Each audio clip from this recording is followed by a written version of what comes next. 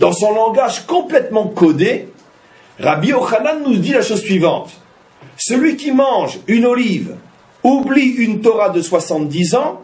Celui qui boit l'huile d'olive, consomme l'huile d'olive, atteint le niveau d'une Torah de 70 ans. C'est quoi? C'est le Yud. Et le Yud commence par quoi? Par une pointe. C'est quoi le huile? C'est cette Chochma qui me rappelle constamment que au-dessus de moi se trouve une sagesse infinie qui me dépasse complètement.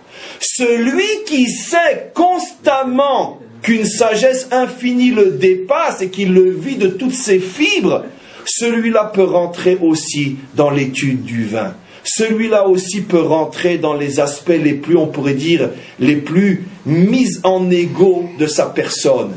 Parce qu'il n'y a pas de risque qu'il s'enivre. Pourquoi? Parce que constamment, l'huile lui rappelle cette connexion avec l'olive. L'huile vient de l'olive. Et c'est la raison pourquoi l'huile est représentée par quoi? Par le Yud. Avant d'écrire n'importe quelle lettre, tu écris un Yud. Avant d'écrire un mot, tu écris une lettre et tu écris un Yud et tu écris un point. Ça veut dire quoi concrètement? Bien sûr que l'homme doit être au niveau des Shivim Panim. Bien sûr que l'homme doit être un savant. Mais tout le problème est le mécanisme qui t'y mène.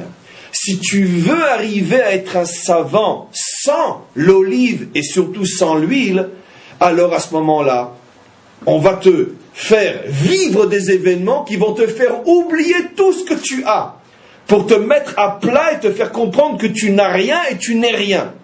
Mais si un homme consomme constamment de l'huile d'olive, c'est-à-dire si constamment il est connecté à cette sagesse qui lui rappelle le point, qui lui rappelle l'olive, qui lui rappelle que, comme dit Rabbi Shimon, le but du savoir est de savoir qu'on ne sait rien, celui-là, il peut boire du vin, il n'y a pas de problème. Il n'y a aucun problème.